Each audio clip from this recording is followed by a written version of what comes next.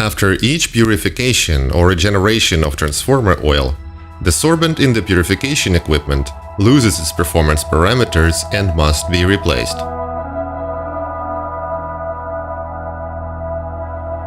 GlobeCore has developed a special CMM-RP unit, which can restore sorbent performance. This unit can regenerate up to 450 kilograms of contaminated sorbent in 24 hours. The unit is equipped with an automatic control system with pneumatically driven sorbent columns. GlobeCore CMM-RP is a new solution to reactivate saturated fuller's earth and bleaching clay. For detailed information, visit us at www.globecore.com.